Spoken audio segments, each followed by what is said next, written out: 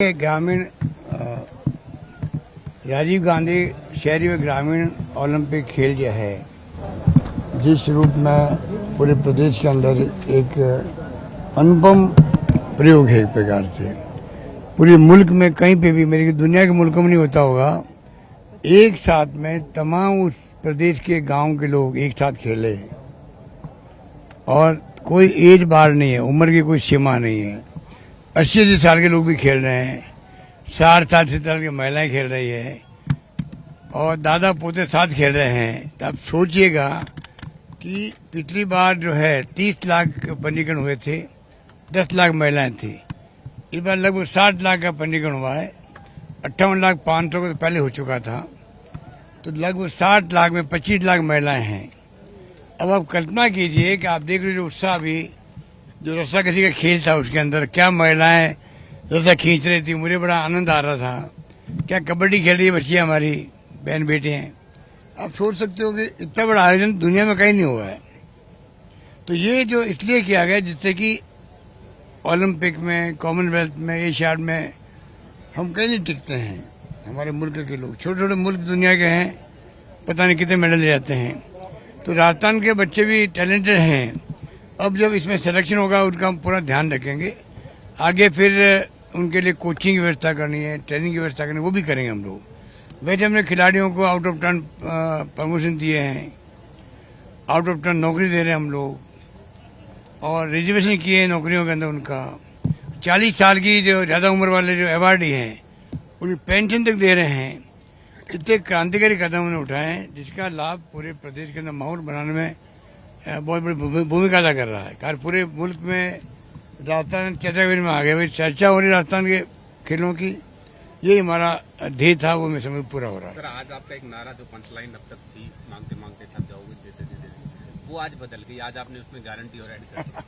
हाँ, मैंने कहा कि जो है अभी तक तो मैंने कहा मांगते मांगते थक जाओगे और मैं देते देते नहीं थकूंगा। अब मैंने कहा भाई अब तो चुनाव आ रहे 1 महीने बाद में, तो 1 महीने के 45 डेज के बाद में तो आचार संहिता लागू हो जाएगी, तो हम लोग घोषणा कर नहीं पाएंगे। तो पहले मैं आगाह करूँ लोगों को, खूब मांग लिया, मांगते रहो, 1.5 महीना और तुम्हारे पास में है। पर अब मैं गारंटी देना शुरू करूंगा। अगर अगली बार बजट पेश करेंगे हमारी सरकार, तो हम गारंटी देते हैं कि आपकी मांग पूरी की जाएगी। एक और चर्चा है जनता में, विजन 2030 क्या है? चर्चा तो 30 का तो विजन हम बना रहे हैं पूरे प्रदेश के तमाम लोगों को, अर्थशास्त्रियों को, साहित्यकारों को, पत्रकारों को, लेखकों को, विशेषज्ञों को, छात्रों को, युवाओं को, मजदूरों संगठनों को, मतलब सबको जोड़ रहे हैं। वो क्या सोचते हैं 30 तक क्या होना चाहिए राजस्थान अपने फील्ड के अंदर, ये हमारी थीम है 2030 तक की। हम चाहते हैं राजस्थान भी 2030 तक कम से कम देश में जो अग्रणी राज्य माने जाते हैं उसकी श्रेणी हम भी पहुंचे। पर कैपिटा इनकम है, हैप्पीनेस इंडेक्स है, अर्थव्यवस्था हमारी है। आज भी नंबर 2 पे हम लोग हैं देश के अंदर अर्थव्यवस्था में। Number 1 Andhra Pradesh, number 2 Rajasthan. तो राजस्थान अच्छे परफॉर्म कर रहा है, अच्छा वित्तीय प्रबंधन कर रहा है, तभी तो इतने से बजट पेश कर रहे हैं और उनको इम्प्लीमेंट भी कर रहे हैं। लोग आश्चर्य हो रहा है कि इम्प्लीमेंट भी हो रहा है। सड़कें बन रही है, कॉलेज खोल रही है, तहसील खोल रही है, जो मांगा वो सब काम हो रहे हैं। तो मेरे ख्याल से राजस्थान बहुत तेज गति से आगे बढ़ रहा है। वही माहौल जनता में पहुंच चुका है। महंगाई राहत शिविर में बनाए, अब अन्नपूर्णा योजना है। आप कल्पना कीजिए महंगाई के दौर में जो हमने उनको मोबाइल फ़ोन दे रहे हैं, अन्नपूर्णा योजना किट दे रहे हैं, 500 में गैस सिलेंडर दे रहे हैं, 25 लाख का बीमा कर रहे हैं, गायों का बीमा अलग कर रहे हैं। जो गाय मर गई उनके लिए लंपी रोग में 40,000 रुपये दिए हमने। गौशालाओं को अनुदान अलग दे रहे हैं। नौजवानों के लिए अनुपति योजना है, स्कूटी है, छात्राओं के लिए इतनी योजनाएं मुझे भी याद नहीं रहती है।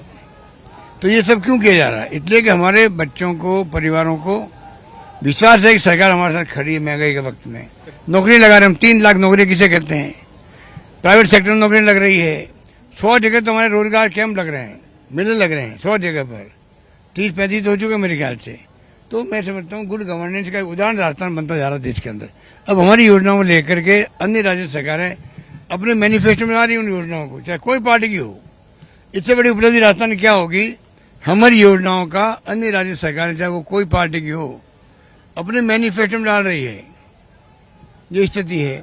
तो उससे राजस्थान गौरव बढ़ा देश के अंदर कि राजस्थान जिस प्रकार योजना बना रहा है वो योजना राहुल गांधी जी ने कहा था, ऐसी योजना देश में कहीं नहीं बन रही है। हमारी योजना देश में एक प्रकार से एक मार्गदर्शक दे रही है, के रूप में आगे आ रही है। बहुत बड़ी राजस्थान वासियों गर्व की बात है। ओपीएस दे दिया हमने कर्मचारियों को।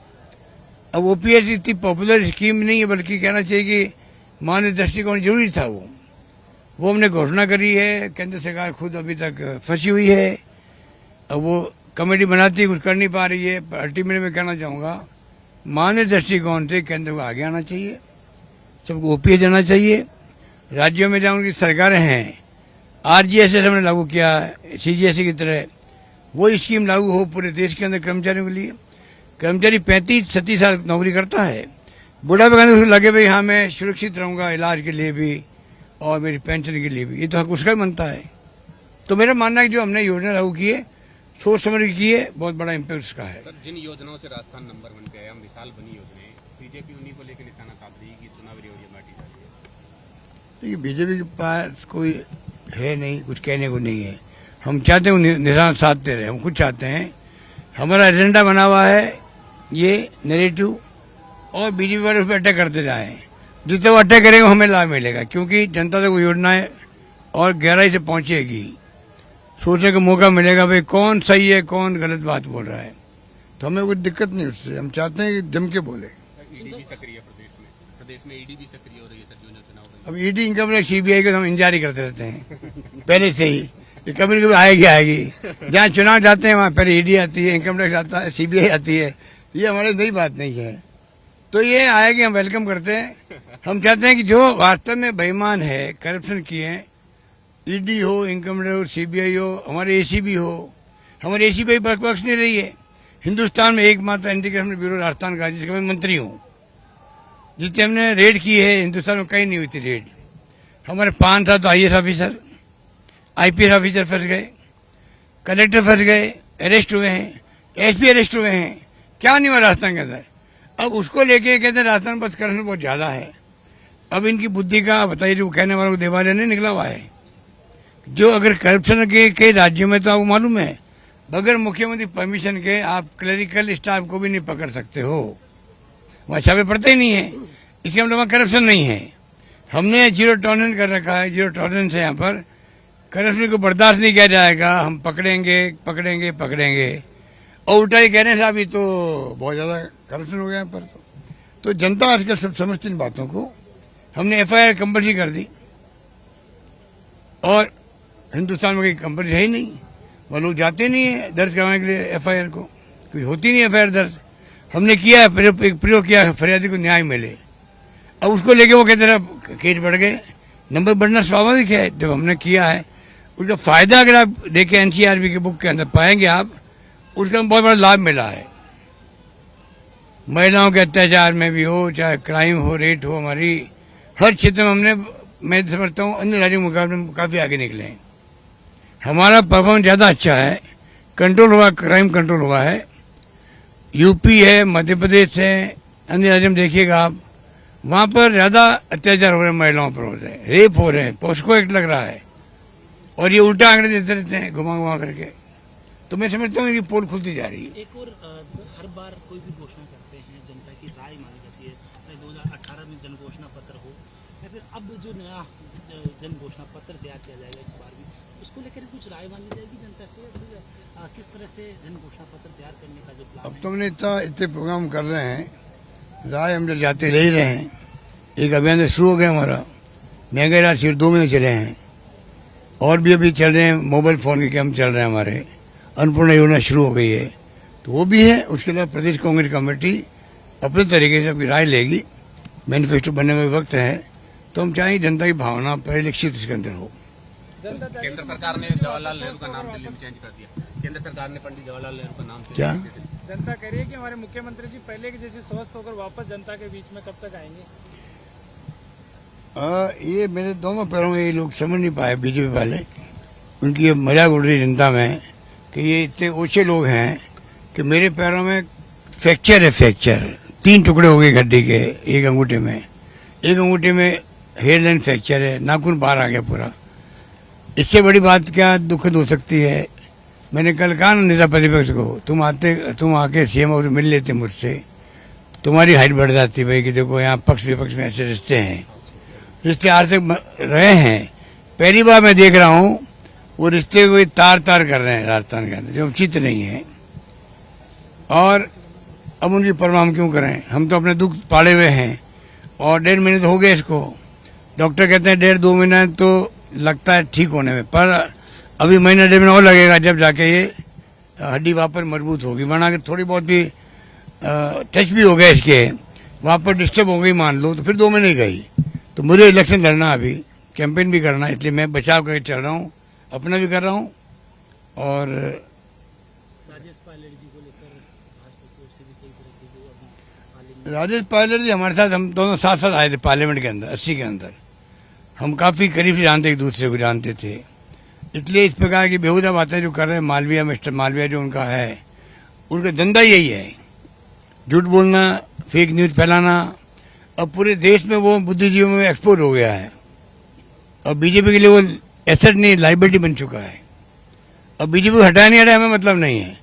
आज बीजेपी के लिए लाइबिलिटी कोई है तो अमित मालवीय जी है, ये मैं कह सकता हूँ। क्योंकि जनता समझ गई तो फेक न्यूज चलाता रहता है बीजेपी की बिहाफ पर। तो ये स्थिति है। तो आप चिंता नहीं करें, राजस्थान में माहौल अच्छा बना हुआ है।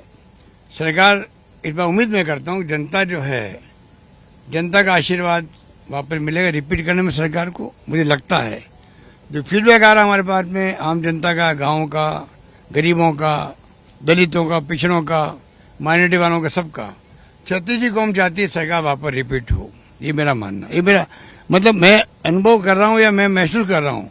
बाकी जनता माई बाप है, हम कुछ नहीं कह सकते हैं। चुनाव परिणाम आए तो मालूम पड़ेगा।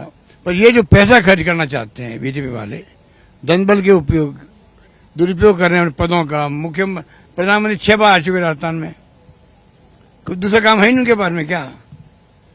गुजरात चुनाव हो रहे तो आप 6 महीने जा रहे हो, अप एंड डाउन कर रहे हो। और प्रधानमंत्री इतना बिजी होता है पर्सनैलिटी, और भी काम होते हैं देश और दुनिया का राज करने के लिए। वो खाली चुनाव में घूमते रहते हैं। मणिपुर में आग लगी हुई है, 2.5-3 महीने से परवाह नहीं करी। और कर्नाटका, कभी हिमाचल, कभी राजस्थान, कभी गुजरात, उसमें घूमते रहते हैं। अरे मणिपुर तो हमारा राज्य है भाई, आप उसे कंपेयर करो राजस्थान को और छत्तीसगढ़ को। ये तो मैं समझता हूँ प्रधानमंत्री नरेंद्र मोदी जी से मैं उम्मीद कभी करता ही नहीं था कि ये अपनी राजनीति चमकाने के लिए, प्रदेश की चुनाव जीतने के लिए इस स्तर पे जाएंगे वो कि मणिपुर में जो आग लगी हुई है, मणिपुर जल रहा है, उससे आप मतलब कंपेयर करो राजस्थान को, छत्तीसगढ़ के मुख्यमंत्री को आप सलाह दे रहे हो। ये तो बहुत दुखद बात है। मेरे मित्र उतना का दावा भी करते हैं भाषणों के अंदर, और ये मित्रता ये नहीं बताते हैं कि अपने अपने मित्र के राज्यों को बदनाम करो आप। ये कहाँ की समझदारी है बताइए आप। ये जनता सब समझ देख रही है। और मैं समझता हूँ सबको सबक सिखाई जनता इस बार। क्या कितने बड़े नेता जाओ, कितने कैंपेन कर लो, कोई नहीं फर्क पड़ेगा।